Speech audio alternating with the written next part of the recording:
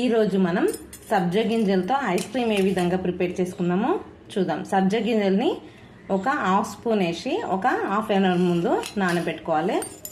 దీనికోసము తగినంత చక్కెర మిక్సీ పట్టింది, చిటికెడు ఉప్పు, నిమ్మకాయ రసం, చక్కెర, నిమ్మకాయ రసము,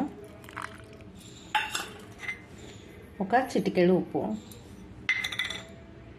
నానబెట్టుకున్న సబ్జా గింజలు, కొన్ని చల్లని వాటర్. ఇప్పుడు ఈ మిశ్రమాన్ని ఐస్ క్రీమ్ కంటైనర్లో వేసుకొని 6 అవర్స్ డీప్ ఫ్రిడ్జ్లో పెట్టేసుకుందాం. ఇప్పుడు వీటిని క్లోజ్ చేసేసుకుందాం. 6 అవర్స్ డీప్ ఫ్రిడ్జ్లో పెట్టుకుందాం.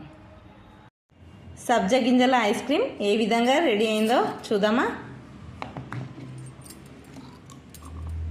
చూడండి, పిల్లలు ఈ విధంగా చేసి ఇస్తే ఎంతో ఇష్టంతో తింటారు. నచ్చితే మీరు కూడా ట్రై చేయండి, లైక్ చేయండి, షేర్ చేయండి.